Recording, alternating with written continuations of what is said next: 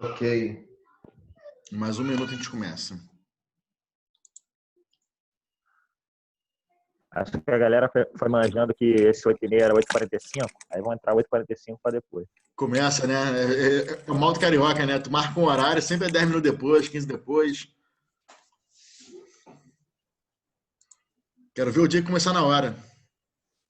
Agora, jogo de futebol nem atrasa, né, Thomas? Jogo do Flamengo, 9 horas é 9 horas, não é 9h15. Pô, não, mas aqui é o seguinte, a gente estava marcando 8h30, mas aí estava sempre começando 8h45. Então a galera acho que sacou, entendeu? Eu mesmo, por exemplo, estava entrando 8h30. Aí eu percebi, só tá começando lá para as 8h45. Aí eu liguei aqui 8h45. Bom, mas a gente tem que ter, mas tem que ter aqueles 10, 15 minutos a gente ver aqui o sorriso da galera, ver a cara do André e falar, uau, como eu sou feliz. Como eu tenho saúde. O que importa é que tem saúde. Ah, isso é verdade, é um privilégio, né? Então a gente tem que curtir. Rabino, vamos lá? Então vamos lá, Rabino. André, assume o posto aí e já encaixa o Rabino aí. Maravilha, deixa eu botar aqui pra gente começar. Pessoal, estou silenciando todos, também vou silenciar o Rabino. Rabino, você desilencie, por favor. Volte a falar. Também vou aqui, no momento, proibir aos participantes de tirarem. Ih, peraí, fechou o Rabino de novo. Volta aí, Rabino. Não, voltou, já voltou. Voltou, sem problema. Deixa eu vir aqui no chat também, dar aquela modificação bacana que a gente sempre faz. Então é isso aí, pessoal. Boa noite, sejam todos bem-vindos a mais um curso de Kabbalah aqui no Beer Torah Class. Hoje com o Rabino é possível entender Deus.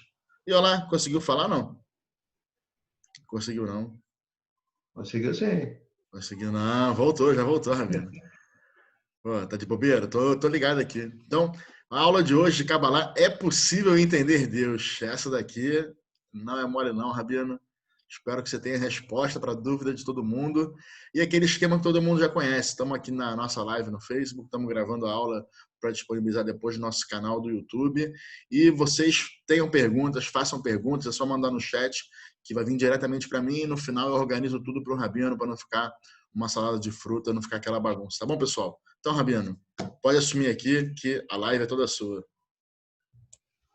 Ok, pessoal, bem-vindos a todos.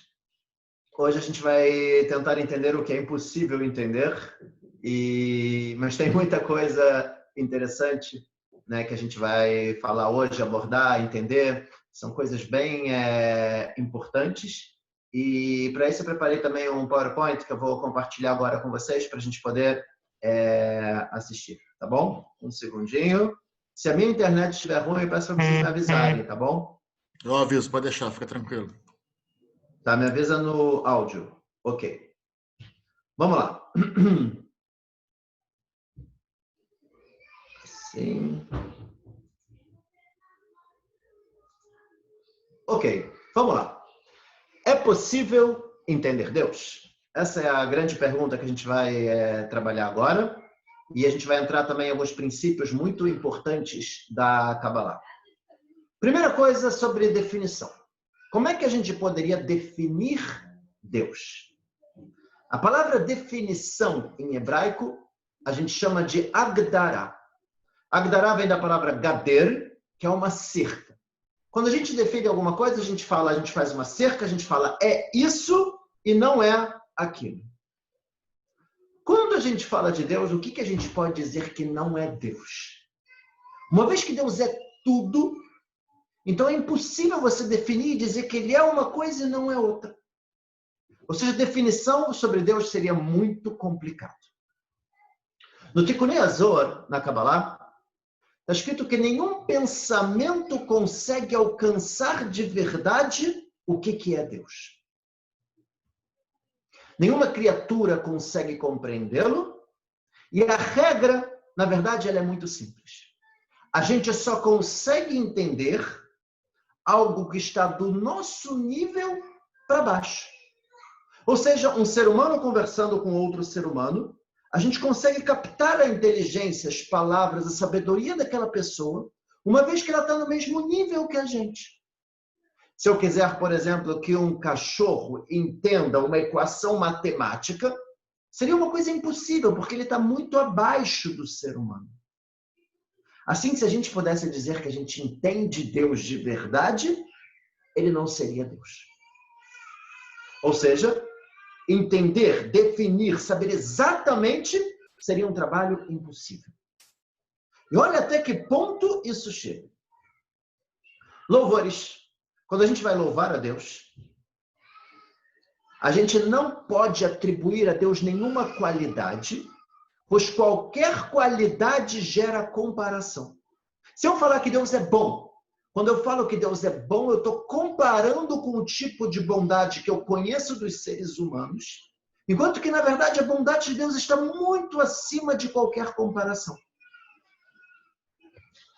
Por isso aparece do Talmud, Tratado de Brachot, um caso muito interessante, que uma pessoa começou a louvar a Deus na frente de Rabi Hanina. E Rabi Hanina disse, você já falou todos os louvores de Deus? Imagine um rei que tem 1000 moedas de ouro. E você louva ele dizendo que ele tem 100 moedas de prata. Na verdade, seria um insulto, porque ele tem muito mais do que a gente fala. E por isso, a Rabi Hanina virou para ele e falou, o que você está louvando a Deus? Você acha que você vai falar o que Deus de verdade é? Então, qual seria a nossa forma da gente falar sobre Deus? Tehillim, nos Salmos, David HaMelech fala, para você, Deus. O silêncio é um louvor, porque a gente não tem palavras para falar da grandeza dele. Ou seja, a gente não entende ele, e até mesmo louvar a ele seria complicado. Por que a gente precisaria louvar a Deus? Deus quer ser louvado, se sentir grande. Qual que é a importância disso? E durante uma boa parte das nossas rezas, a gente faz esse trabalho de falar que Deus é grande, forte, poderoso e tal. Por quê? Primeiro motivo, humildade. Quando eu falo que Deus ele é muito grande, a ideia é eu entender como eu sou pequeno. Eu não sou autossuficiente, eu não posso, não depende de mim as coisas que acontecem no mundo. Eu vou ter a humildade de entender que tudo vem de Deus. E o segundo motivo é receber seus ensinamentos. Quando a gente considera alguém como sendo uma coisa grande, forte, poderoso, importante, o que essa pessoa fala entra nos nossos corações. Quando é alguém que eu não vejo nenhuma grandeza, eu acho que essa pessoa não é um nada. O que essa pessoa fala entra por um ouvido e sai pelo outro. Ou seja, a ideia é que Deus está muito acima da nossa compreensão e muito acima das nossas palavras. E a gente não tem palavras para definir ou até mesmo para louvar a Ele. E agora vem um dos segredos da Kabbalah, que a gente vai começar a entrar agora, mas a gente vai desenvolver nas aulas mais para frente, que é sobre a ideia das Sfirot. Nomes e qualidades de Deus. Já pararam para perceber que a gente fala que Deus é um? Por outro lado, tem um monte de nomes. Por quê? Para ter uma conexão com a criação, isso é muito importante. A gente falou que não tem como falar sobre ele, não tem como definir ele. Então, para ter uma conexão com a criação, Deus criou determinadas características de ação nele e nos seres, como bondade, justiça, etc. Ou seja, Deus criou essas características também dentro da gente. E quando ele age, por exemplo, com bondade, a gente entende, porque a gente também tem o sentimento de bondade dentro da gente. Quando Deus age com justiça, a gente também entende, porque a justiça divina, a gente também tem o sentimento de justiça interno dentro da gente. Todas as qualidades que atribuímos a Deus estão associadas às suas atitudes e revelações, e não à sua essência. Deus não tem nenhum nome. Isso é muito interessante, né? Quer dizer, todos os nomes que tem relacionados com Deus não é o nome da essência do que ele é de verdade, porque ele está acima de qualquer palavra, definição, nome. Os nomes que a gente tem está associado à forma como ele age. Quando a gente fala, por exemplo, o nome Elohim, está ligado com justiça. Está ligado com as leis da natureza. Quando a gente fala o nome Amonai, com D, está ligado com milagre. Está ligado com bondade e piedade. Shakai está ligado com a proteção. E cada nome está ligado com uma forma como Deus age. Os nomes que conhecemos estão associados à forma como Ele age. Por isso existem vários nomes de Deus. 10 nomes principais associados às 10 Sefirot. As 10 Sefirot a gente vai desenvolver isso mais para frente. De qualquer forma, são 10 nomes principais de Deus. Um dos nomes, que seria talvez o principal, é o nome Yud-Kei Vav-Kei. E esse nome, ele se subdivide em diversos nomes. E aí tem aquela ideia do que a gente conhece, de nomes de 42 letras, 72 letras e assim por diante. A gente vai falar mais para frente, Bezerra Hashem, a gente deve dar uma aula sobre nomes. De qualquer forma, vamos entrar agora no tempo. Deus sabe o que pensamos e o que vamos fazer. Deus está acima do tempo. Agora, essa pergunta dá muitas vezes um nó na nossa cabeça. Como assim Deus sabe tudo que a gente pensa, tudo que eu vou fazer? Então, cadê o livre-arbítrio se já está definido o que eu vou fazer? Vamos tentar entender isso? Mas primeiro vamos entender o que é estar acima do tempo. Ele não tem limite de tempo. Olha que interessante, pessoal. Fórmula de física. Velocidade média é igual a ΔS sobre ΔT. Espaço, variação de espaço sobre variação de tempo. Ou seja, velocidade é espaço sobre tempo. Automaticamente, tempo vai ser espaço sobre velocidade. Vamos entender agora, pessoal. Para ter tempo, eu preciso ter espaço. Para ter espaço e velocidade, eu preciso ter matéria. E por isso o tempo só começou a existir quando teve a criação. E por isso a Torá começa com Bereshit, no início. Deus criou o céu e a terra, porque só nesse momento começou a ter o início. Antes disso não tinha início. E daí? Vem a ideia que não conseguimos entender algo que está acima do tempo. Uma vez que a gente faz parte da criação. E dentro da criação tem o tempo. Então a gente vive no tempo e a gente não consegue imaginar alguma coisa que esteja além do tempo. Mas uma vez que Deus criou a matéria, e para Ele a matéria nem existe. Se não tem matéria e não tem velocidade, não tem tempo. E por isso Deus estaria acima do tempo. Já vou explicar isso melhor e por que isso é importante para a gente. Se Deus sabe o que vamos fazer, onde está o nosso livre-arbítrio? Pessoal, estar acima do tempo, isso não quer dizer que você está mudando o livre-arbítrio das pessoas.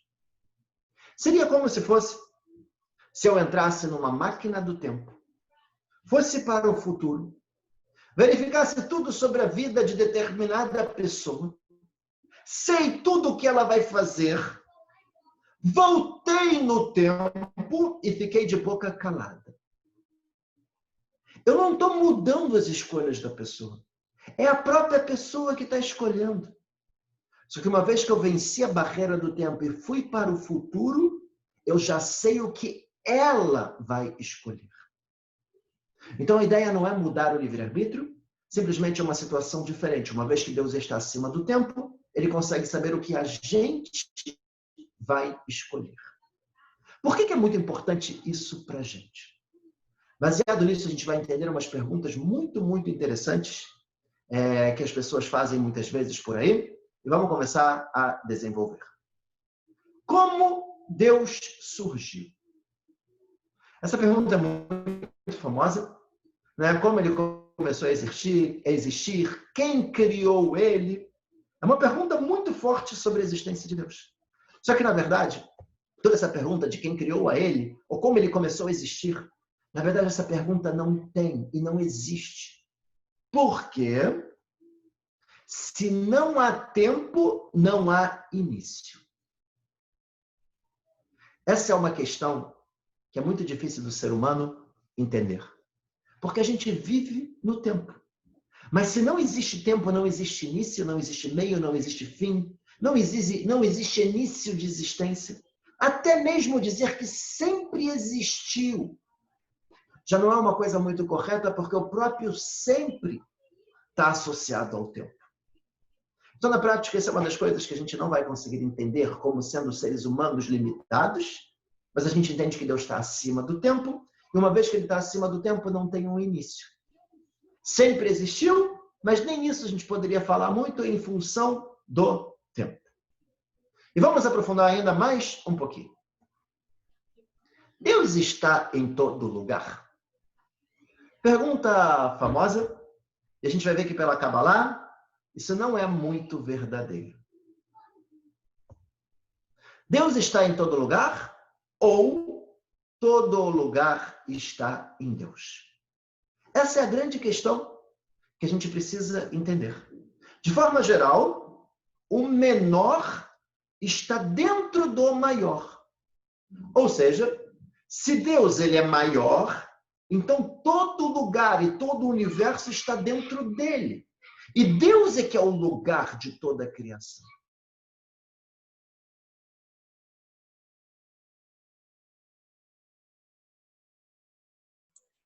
Rabino, travou aqui, Rabino. É melhor trocar a internet aí. O pessoal pode aproveitar agora e pegar uma água, pegar a cerveja gelada que não pegou, pegar o petisco. Mozart, para de comer, Mozart, chega. O que foi? Tô ligando pro celular, tô ligando pro Rabino para avisar para ele, talvez ele nem sabe que travou. Não, sabe sim. Tá sabendo, tá congelado aqui.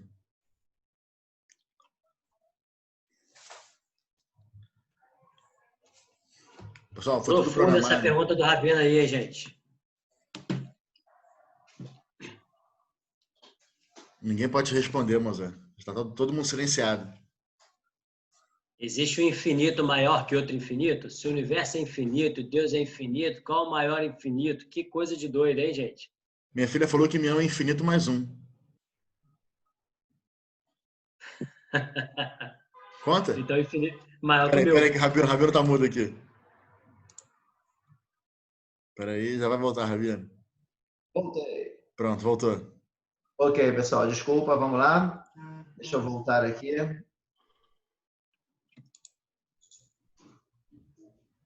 Tem que compartilhar de novo na tela? Isso. Aqui.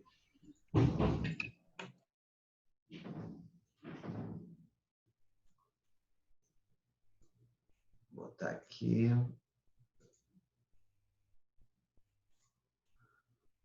Vamos lá. A gente estava falando, então, se Deus está em todo lugar ou todo lugar está em Deus. O menor está dentro do maior. Isso tudo deu para escutar, né? Ok. Agora a gente vai começar a entender também, na própria Haggadah de Pesach e Eliyahu Hanavi, eles chamam, um dos apelidos que eles chamam a Deus é Makom, lugar.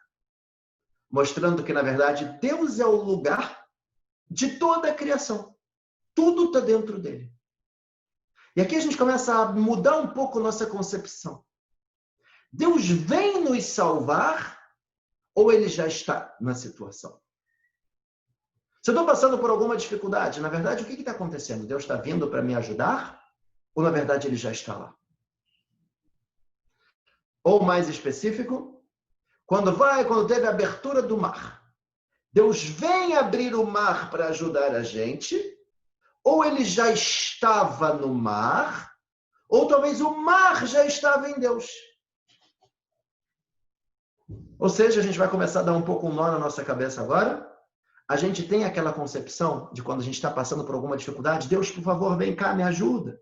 Ou a gente começar a rezar olhando para cima, como se Deus estivesse nos céus.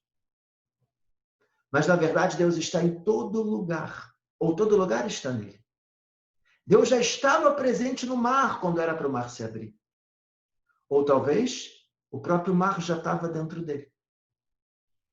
Importante a gente ter essa visão, sair um pouco dessa ideia. Inclusive, tem muitas opiniões que falam que esse foi o pecado de Moshe quando ele bateu na pedra. O bater na pedra mostra como se Deus estivesse externo. E ele veio para tirar a água da pedra. E o falar com a pedra é entender que não, na verdade Deus está presente também dentro da pedra. Tudo tudo é Deus. E vamos lá. A matéria. Vamos entender agora como funciona toda a matéria? Deus renova a cada instante a criação. A diferença entre a criação de Deus e a criação do homem. Qual que é a diferença? Quando o homem cria alguma coisa, a gente sempre cria baseado numa matéria-prima. Existia alguma coisa que eu transformei numa outra coisa. Quando Deus ele cria, não tinha uma matéria-prima. Ele criou a partir do nada, ou melhor, a partir dele mesmo.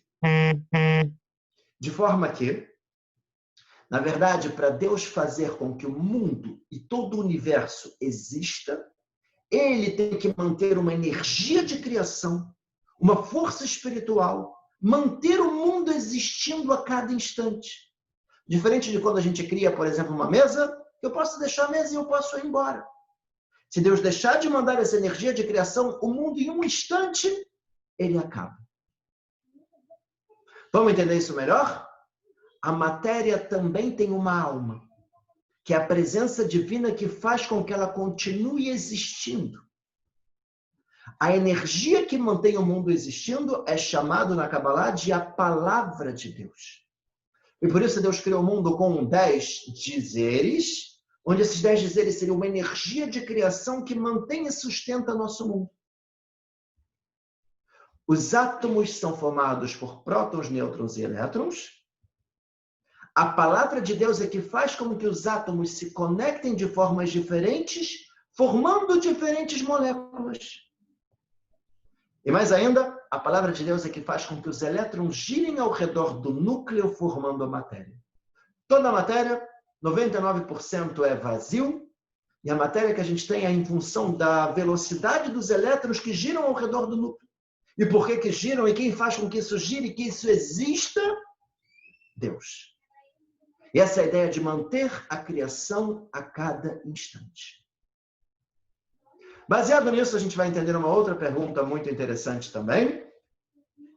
Será que Deus consegue criar uma pedra tão grande que nem Ele mesmo consegue carregar?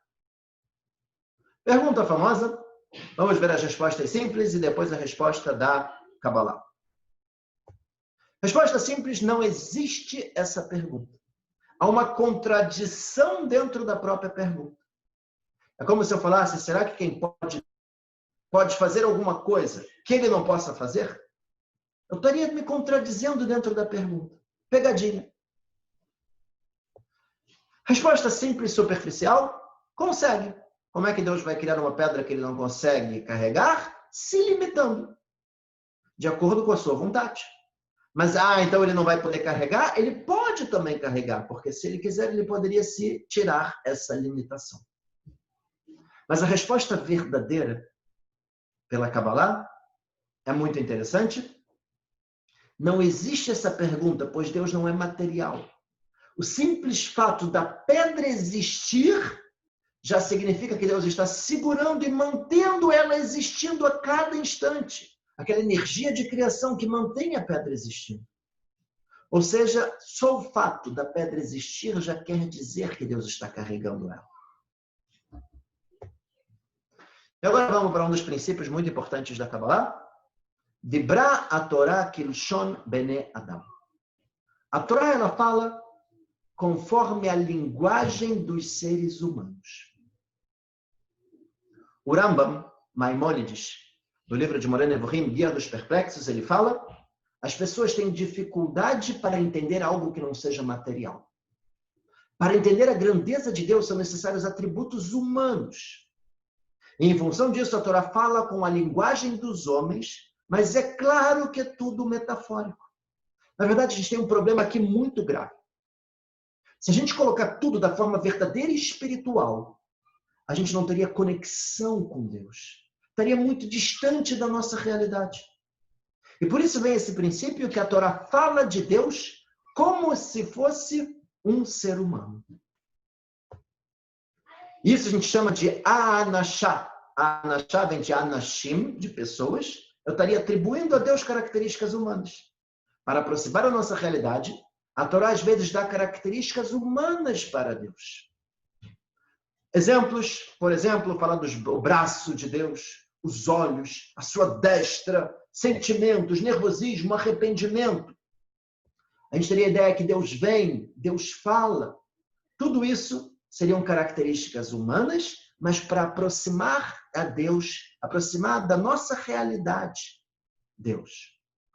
E vamos entender agora, o Rambam, o Maimônides, ele tem um capítulo inteiro com um monte de explicações para mostrar cada característica que aparece na Torá, o que isso quer dizer, tirando de uma forma mais metafórica.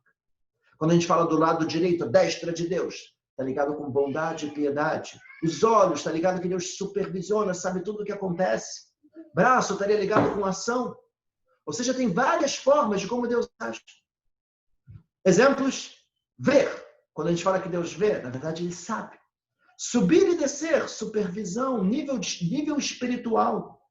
Sentar, se manter estável. Não tem uma mudança. E Deus vai se levantar, não é levantar, está ligado com uma ação. Tudo são coisas metafóricas. E a gente tem uma coisa chamada também Sefat HaAnafim, que também é muito importante, que seria a linguagem das ramificações.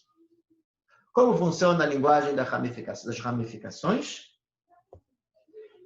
Utilizar de coisas materiais para aproximar a nossa realidade de conceitos espirituais. Isso na Kabbalah é o tempo todo.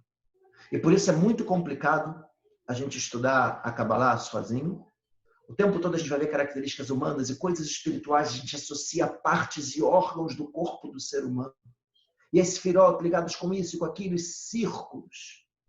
E tudo são coisas que a gente, na verdade, não é, são coisas espirituais. Mas para aproximar da nossa realidade, a gente coloca alguma coisa material que se aproxime da ideia. Vamos dar um exemplo aqui bem interessante. A Kabbalah é feita de metáforas para aproximar os ensinamentos da nossa realidade. Hashem, Deus, é luz, é uma energia. Por que a gente fala o tempo todo a luz divina, uma energia? Na verdade, não é isso. Deus não tem nada a ver com uma energia ou uma luz. Mas a gente precisa ter alguma coisa, alguma forma de aproximar da realidade, de falar. E como a gente pode falar? Para a gente falar, a gente vai falar a luz. Por que a luz? A luz é uma coisa que não é palpável, se espalha, traz o prazer da visão, traz o calor, traz a vida. E por isso vamos aproximar uma coisa espiritual, vamos dizer como se fosse uma luz, ou como se fosse uma energia. Mas na verdade verdadeira não seria nem luz e nem energia, a revelação divina. Então a gente precisa aproximar da nossa realidade. E agora vem o grande risco. Qual é o grande risco que a gente tem com isso que a gente está falando agora? Entendemos que não podemos compreender a Deus. Quando a Torá fala sobre conceitos humanos relacionados com Deus, muitos entendem literalmente e têm dificuldade para acreditar. Fala, poxa, mas isso que é Deus de uma forma tão material, parece uma pessoa. E aí as pessoas têm uma certa dificuldade nisso. E por isso é muito comum as pessoas dizerem que acreditam numa energia. Mas não um Deus que é como se fosse uma pessoa. Alguns dizem que acreditam na mãe natureza. A mãe natureza acaba sendo uma fuga, né, da pessoa dizer que acredita em Deus, porque, na verdade, o que é a mãe natureza? Qual é a sabedoria que tem por trás da natureza? É claro que é a criação, é claro que é Deus. Mas as pessoas têm uma dificuldade de começar a entender um Deus um pouco mais material, como muitas vezes aparece de forma metafórica. Na prática, essas pessoas acreditam em Deus da forma como a Kabbalah explica, tirando todo o material e as metáforas. Mas o grande risco é distanciar Deus da nossa realidade e acabarmos vivendo uma vida sem Ele e sem a Torá. Se a pessoa acha que Deus é simplesmente uma energia, ou é simplesmente a mãe natureza, a pessoa pode viver e fazer o que ela quiser. Mas realmente Deus é uma energia, supervisiona toda a natureza, ele quis esse contato com a gente, e por isso ele criou todas essas sefirot, essas formas de ação no mundo, e a forma de ter essa conexão é através de metáforas que parecem características humanas. Esse é o motivo que Deus escreveu de forma metafórica, para nos aproximarmos dele. Criou suas sefirot e criou nestas mesmas características dentro de nós, para ficarmos próximos. Deus quer ter essa proximidade com o ser humano. E aí vem os filósofos. Os filósofos, eles falam uma ideia muito interessante. Falam que Deus é tão grande que ele não se importa com seres humanos tão pequenos e insignificantes como nós. Num universo tão grande, toda a criação, ele vai se importar com a gente, com eu, que sou igual a uma formiga. É claro que Deus ele não se importa, não fica preocupado com o que eu vou fazer ou deixar de fazer. Essa é a visão dos filósofos. A visão da Torá é diferente. A visão da Torá é que Deus é tão grande que ele se importa até mesmo com seres humanos tão pequenos e insignificantes como nós, num universo tão grande. Ou seja, assim tem uma importância. E isso vem mostrar a grandeza de Deus. Agora nos resta saber o que Deus quer de nós, no nosso mundo. Entendendo que ele sim está conosco e espera algo de nós. Pessoal, a gente passou aqui para tentar explicar um pouco o que não daria para explicar. E eu diria que o que mais a gente falou foi tirar essas características humanas, entender que Deus não tem limitações como a gente conhece ou como a gente fala. E por isso, como é a forma quando a gente vai falar de Deus, a gente não fala o que ele é. A gente fala o que ele não é. Ele não tem limite de tempo, ele não tem limite de espaço. Ele sabe também todos os nossos pensamentos e sabe o futuro. Não teve um início, uma vez que o início está associado ao tempo, ele está acima do tempo. Se tudo existe é porque ele está mantendo, ele é o lugar que mantém a existência de todo mundo. Então, eu acho que a gente passou aqui por princípios muito interessantes. Eu diria que isso é uma introdução para a gente estudar futuramente sobre a ideia das sefirot e dos nomes de Deus. A gente vai começar, Bezerra da Chama, a trabalhar muito em breve. Tem alguns assuntos que eu quero falar ainda antes, mas a gente deve chegar muito em breve nesses assuntos. Vamos agora para as perguntas. Maravilha, Rabino. Só esperar aqui um minutinho, começar a abrir, para a gente ver a curiosidade do pessoal, como é que está hoje. Vamos lá, vamos lá, vamos lá. Pronto, estou abrindo aqui. Primeira pergunta, pessoal, Orava. Estão perguntando aqui se existem níveis de infinito. Níveis de infinito. Pergunta boa. Pergunta boa. Normalmente, o que seria o infinito? Seria somente, unicamente Deus. Que ele não tem realmente nenhum tipo de limite. O resto que a gente vai falar, de alguma forma, vai acabar tendo, sim, alguma limitação, né? Uma vez que é uma criação. Qual é o tipo de limitação e como seria a limitação? Depende de cada caso e caso. A gente poderia até falar que o tempo teria uma coisa sem limite, mas na prática acaba tendo um limite também, né? Uma vez que teve um início.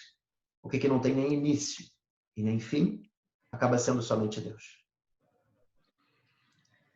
Muito complexo. Isso aqui é só para filósofo entender. Vamos lá. Outra pergunta, Rabina. A questão de Deus que está em todo lugar, se Deus está em todo lugar, se Deus representa tudo, então ele também está nas piores pessoas, nas piores criaturas, nas piores partes da criação. Sim. Tanto nos animais quanto nas pessoas. E como é que funciona isso? A gente sabe que usar a desculpa de que Deus mandou, eu sou ruim porque Deus mandou, não cola, mas como é que isso pode funcionar? Pergunta muito boa. Na verdade, Deus é a origem de tudo. E a origem de tudo acaba sendo o bem. O problema é que no nosso mundo existe a ocultação de Deus. Ou seja, Deus está presente sim, mas de uma forma oculta. E quando Deus ele se oculta, assim que ele dá espaço ao mal. A essência do mal, na verdade, é nada mais do que a ocultação de Deus. E existem lugares onde Deus está mais elevado mais revelado. Existem lugares que Deus está mais oculto. Quando a gente chegar no Kotel, por exemplo, eu poderia dizer que a revelação de Deus lá ela está mais forte. Se eu chegar, por exemplo, num banheiro, eu diria que a revelação de Deus lá ela está mais oculta. E por isso tem uma certa impureza também. Mas tudo na criação existe uma alma, uma parte positiva, que é a conexão com Deus, que faz com que aquilo exista. Se Deus tirar aquilo, o que quer que seja vai deixar de existir imediatamente. Quando a gente fala, por exemplo, na Torá, e fala sobre alimentos que a gente pode comer ou que a gente não pode comer, na verdade, pela Torá sempre tem um lado positivo e um lado negativo em toda a criação. Então, se eu pegar, por exemplo, um alimento que seja kasher, nesse alimento kasher eu também tenho um lado negativo. Só que o que eu faço quando eu vou rezar e fazer a brachá antes de comer? Eu tiro essa espiritualidade negativa e eu me alimento da parte positiva. Se eu vou pegar um alimento que não seja kasher, como, por exemplo, o porco, dentro do porco eu também tenho uma parte positiva. Só que a parte negativa, a ocultação de Deus que está por trás dele acaba sendo muito maior. E eu não consigo atingir a parte positiva. Então, na verdade, o mal é a ocultação de Deus, mas Deus ele está em tudo. Se Deus sair, o mal deixa de existir. Se Deus se revela, o mal também deixa de existir. Esse, na verdade, é o nosso objetivo. Através da Kabbalah, quanto mais a gente revela Deus no mundo, mais o mal deixa de existir. Mais o mundo fica mais doce. Acaba todos os sofrimentos e todos os problemas. Mas, realmente, se o mal ainda existe, é porque Deus ainda está dando a força de existência, né, para isso no mundo. E em função do quê? Em função das nossas atitudes erradas, da gente ocultar a revelação de Deus no mundo. Você falou em relação à colocação do lugar, né? Que Deus ele pode estar mais presente num lugar do que em outro, ele pode estar mais oculto em um lugar do que em outro. Eu sei que pode não ter muito, de repente, a ver com esse tema, mas ainda assim eu faço a pergunta. Você mencionou, por exemplo, o Kotel, né? Que lá a presença de Hashem é muito forte. A gente sabe que lá no Harabait, ali em cima, a gente não pode entrar, porque lá, que era o lugar do Kodesh HaKodashim e tudo mais, é um lugar muito sagrado, a gente não pode pisar. Mas quando a gente estava no deserto, a gente tinha um Mishkan, que era um Mishkan móvel, e quando ele se instalava no lugar, automaticamente aquele lugar adquiria essa santidade toda que ninguém podia se aproximar. Porém, quando não tinha mais o Mishkan, as pessoas já podiam passar por aquele lugar porque ele perdia a santidade. Então, por que hoje lá, onde não tem, né, o Kodesh HaKodashim, não tem o templo, por que ele continua sendo um lugar tão sagrado, com essa presença tão forte de Deus? Pergunta muito boa. Existe uma diferença, por exemplo, numa sinagoga, quando a gente santifica o lugar para ser uma sinagoga, aquilo recebe uma santidade especial naquele local. Agora, se eu não vou santificar aquilo para ser uma sinagoga e simplesmente eu vou usar uma sala para eu rezar durante uma viagem, por exemplo, e depois eu vou sair de lá, então, na verdade, aquilo não vai receber a santidade de uma sinagoga, uma vez que a gente não santificou o local. A gente só utilizou o local. Nesses casos, a gente fala que na Halakha, a gente fala que foi feito como se fosse com uma condição. Uma condição, eu vou utilizar, mas depois eu vou embora. Nesse caso, a gente não ganha essa santidade, o local, quando a gente sair. Agora, quando a gente fixa, aqui é o local do Beit HaMikdash. Agora que fixou, foi uma construção, e não simplesmente umas tendas como eram no deserto, agora a santidade já está realmente naquele local e ela não sai mais. A verdade, já que a gente está falando de Kabbalah, eu vou falar mais um detalhe importante. No plano espiritual, a gente falou, acho que já numa aula, mas vou voltar rapidamente. No plano espiritual, a revelação de Deus ela é total, em todo lugar, de forma igual. Quando chega no nosso mundo material, que tem essa diferença de lugares onde Deus se revela mais e lugares onde Deus está mais oculto. Isso é bastante importante para a gente, porque a partir do momento que a gente entende que Deus está oculto em algum determinado local, isso pode simbolizar que esse local é um local negativo, ou que esse alimento é uma coisa ruim, ou que aquela ação é uma transgressão. Isso é muito importante da gente entender no nosso mundo. Baseado nisso, a gente vai se afastar também do mal. Entendi. Não, essa é uma questão muito importante, que o pessoal pergunta muito, né? Mas se Deus está em todo lugar, por que eu não posso rezar em qualquer lugar? Né? Se Deus é tudo, por que eu não posso comer qualquer coisa? Isso que você falou realmente é muito pertinente, muito interessante.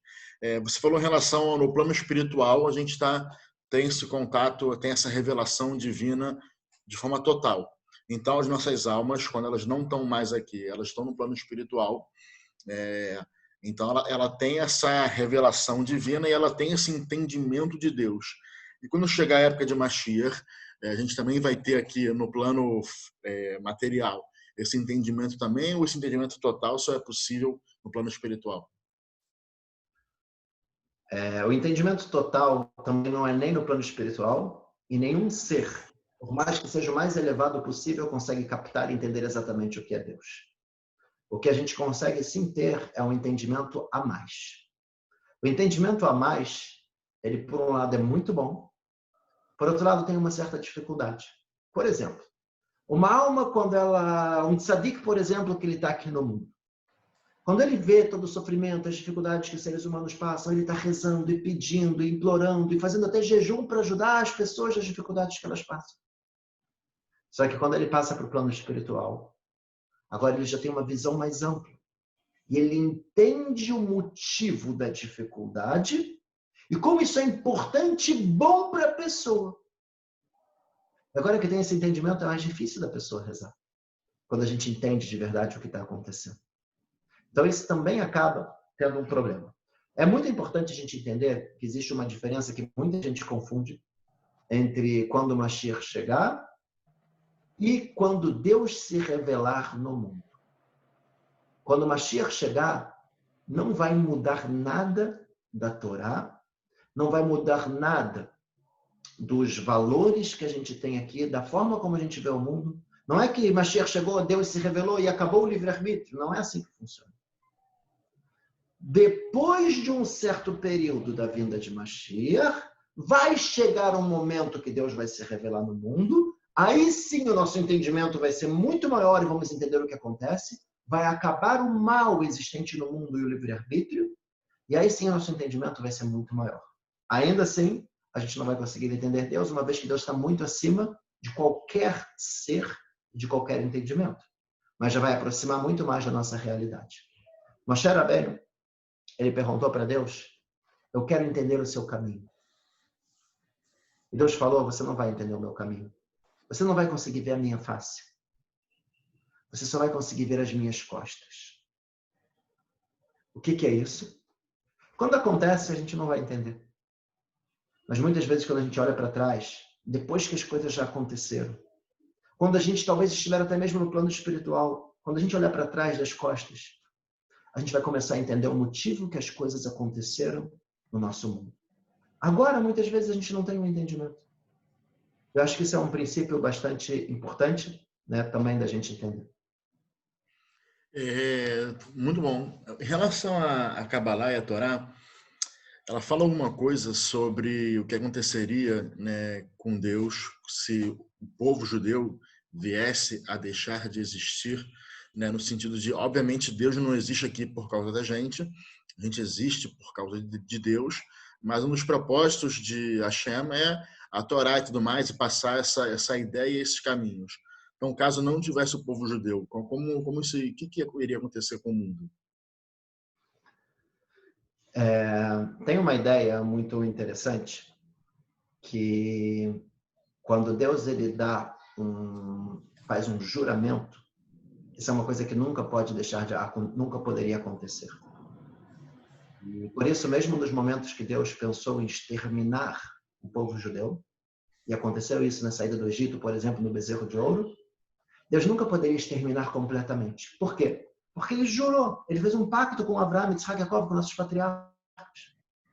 Então, o que ele poderia fazer? Eu vou acabar com todo o povo, mas vou deixar Moshe vivo, e de Moshe vai sair o povo judeu.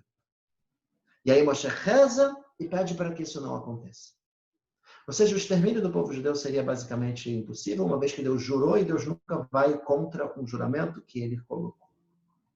Mas, teoricamente, qual que é a ideia? O nosso objetivo, através da Torá e como povo judeu, é trazer a revelação de Deus para o mundo e trazer o bem para todo mundo. E se não tiver esse objetivo, e não tiver a Torá, e não tiver essa revelação de Deus no mundo, não tem motivo para a criação. Mas na prática isso nunca iria acontecer, né? Uma vez que foi um juramento, não somente uma profecia, mas também um juramento que Deus fez, né? Que a gente continuaria sempre existindo. E voltando também à questão que você falou da presença divina, por que às vezes a gente sente a presença divina, a presença de Hashem, de repente, alguma coisa forte, alguma coisa espiritual em certos locais? Não necessariamente, por exemplo, no Kotel. Tem gente que vai no Kotel e sente uma conexão forte. Tem gente que vai em túmulo de Tzadikim também sente uma conexão muito forte. Tem gente que está em qualquer lugar do mundo e naquele momento ela pode sentir, né, essa conexão muito forte. Isso está relacionado realmente somente com o lugar ou pode estar relacionado de pessoa para pessoa? Pode estar relacionado de pessoa para pessoa. Tem pessoas que têm uma sensibilidade espiritual a mais, e não só para o lado bom, mas também para o lado ruim. O cara entra numa casa, ela começa a sentir que tem uma energia ruim, negativa e tal. Entra num lugar de idolatria, a pessoa começa a não se sentir bem, se sente um pouco meio sem ar, meio apertado. Isso é uma coisa também muito comum. E quando a pessoa vai para um lugar com uma santidade, a pessoa se sente bem, se sente mais leve, se sente uma energia, uma força espiritual interna muito grande. Isso está ligado diretamente à nossa alma. O que vale a gente frisar aqui é que o que a gente sente da revelação divina é muito, mas muito pequeno. Se a gente sentisse de verdade um pouco a mais do que seria a revelação de Deus, a gente simplesmente morreria de tanto prazer. Isso foi o que aconteceu no Monte Sinai, no recebimento da Torá. Então, acaba que o que a gente consegue sim sentir acaba sendo uma coisa muito pequena comparado com o que é de verdade. Por isso está escrito que Loirani Adam Vachai. Ninguém vai conseguir ver, sentir Deus e continuar vivo. Mas está escrito que no momento que a pessoa morre, ela sente essa revelação divina. É um prazer absurdo ao ponto que a pessoa ela não quer voltar a viver. Ela quer continuar nessa conexão com Deus, né? É uma coisa muito forte, mas que só acontece no momento da morte da pessoa. Estamos aqui já caminhando para o fim, né? Tem só mais uma outra pergunta aqui. Você falou que Deus ele tem vários nomes, né? E isso pode levar o ser humano a achar que existem vários deuses, né? Várias versões de Deus. Sim. Isso é um problema muito, muito grave. Eu não diria nos nomes, não, tá? Os nomes a gente atribui sempre ao mesmo Deus, ao Deus único e tal, e mesmo que a gente fala Hashem Elokeinu, Hashem Echad. Né? Ele é nosso Deus, tem dois nomes aqui, mas vem dizer que ele é um. O maior problema que a gente tem na Kabbalah, e esse é um grande risco, seriam nas Sefirot. Quando a pessoa começa a estudar as características de Deus e a forma como ele age, e aí você começa a ter Chokhmah, Binah, e começa a ter vários e vários nomes, Chesed, Gvurah, Tiferet, Netzach, Hod, Yesod, e cada um mexe em alguma coisa, muda alguma coisa também no plano espiritual. Se a pessoa não entender que Deus está se revelando nessa Sefirot e ele que está agindo, ele poderia acabar chegando na idolatria. Eu acho que muitos povos também acabaram tendo um pouco essa ideia parecida com a Sefirot, mas acabaram transformando em idolatria. Né? E isso é uma coisa que é bastante complicada. Na verdade, a visão do judaísmo é que Deus é um e ele se revela de diversas formas. E esses são os nomes e essas são as Sefirot. Agora, se eu começar a rezar para uma Sefirá e tirar essa conexão com Deus, isso poderia ser muito complicado. Eu vou trazer mais uma ideia rápida, só para sem complicar muito a vida de vocês. Mas quando a gente fala o nome de Deus associado a alguma sefirá, a gente muda a pontuação do nome de Deus.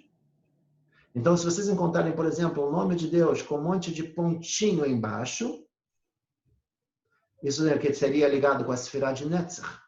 Está relacionado quando Deus se revela dessa forma. Se vocês encontrarem o nome de Deus com o com aqueles 3 pontinhos, está ligado com Chesed, quando Deus se revela com bondade. Na Amidah, cada uma das brachot aparece uma pontuação diferente, mostrando Deus se revelando de diversas formas. Quando a gente pede para Deus salvar a gente, aparece o nome de Deus com aqueles 2 pontinhos embaixo.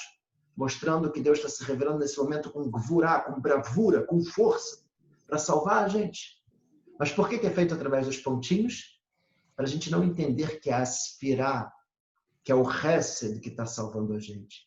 É Deus que está salvando a gente com a pontuação de bondade, mostrando que Ele está agindo dessa forma. Então, é se separar realmente as características de Deus, isso chegaria à idolatria. E por isso, nos nomes de Deus, quando associa as Sefirot, a gente coloca pontinhos. Não sei se eu compliquei demais, mas é uma... Não, Rabino, jamais, que é isso. Você sempre está simplificando para a gente. Só para a gente fechar, então, uma última pergunta, que se você quiser responder agora, responde. Se acha que, de repente, vale também uma outra aula, a gente marca uma aula também sobre isso. Em relação também, já que você falou de nomes de Deus, tem outras religiões monoteístas que elas rezam para o mesmo Deus que a gente reza, mas com nome diferente?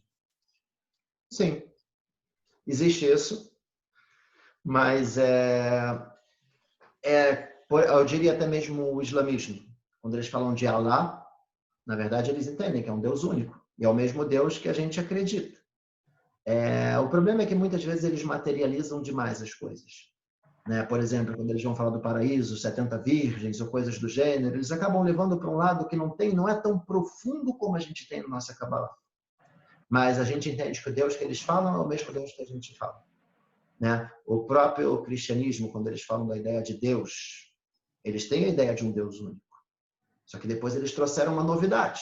Começou a dizer que teve o Filho de Deus e teve o Espírito Santo, aí começa a complicar. Mas a ideia de um Deus único eles também têm. De forma geral, nas religiões tem sempre essa ideia de um Deus único, superior e tal, né? Só que às vezes eles colocam que tem um filho, que tem alguma outra coisa a mais, que é o que acaba batendo de frente com o judaísmo. Né? A ideia nossa é que só tem um Deus único, com poder total, que a gente não consegue nem mesmo definir ele, né? Como a gente colocou na nossa aula. Maravilha, Rabino. Como sempre, muito esclarecedor. O Mozart tem a mensagem. Dá a mensagem aqui, Mozart, que você queria dar. Já liberei aqui o áudio do Mozart. Continua mudo. Continua mudo? Nenhum computador quer liberar ele, Rabino. Não, só que eu esqueci de falar no início, mas falar aqui no final que esse shiur foi em elevação da alma de Ruta Bat Pinchas, ou também Ruta Bat Hana, ok? É só isso. Maravilha. Então, Rabino... Já boas-vindas para o Rosenborg que acabou de entrar. Foi? Cadê? Rosenborg acabou de entrar. Ele tá... Acordou tá agora, com sono, né? Acordou agora. Indo lá em Israel. Um problema aí, Israel, que ele acordou. Quem chegou? O Maluf chegou? Quem é esse Maluf? Maluf estava na encolha também? Tava aqui. Tava aqui desde o início. Só que eu tava Maluf, disfarçado tá do iPhone. sumido, Maluf. Tu é o presidente da parada e não aparece, pô. Não, vai ter golpe. Vai ter golpe. Eu tava disfarçado escrito iPhone, vocês não viram. Entendi. Maravilha. Rabino, então, olha só. O que eu te falo? Olha o Rosenboy aí, que absurdo. Tá vendo? Olha a zona. Rabino, libera o áudio do pessoal, fica essa bagunça aí. Ó. Pessoal, só para a gente poder dar a mensagem final, a gente agradece aqui de novo ao nosso querido Rabino pela aula maravilhosa. Em breve, esse shiur vai estar disponível no nosso canal do YouTube. Então, é só procurar lá Beit Rio no YouTube, se inscreve, ativa lá o sininho para poder receber todas as notícias e vídeos que a gente tem postado de aulas.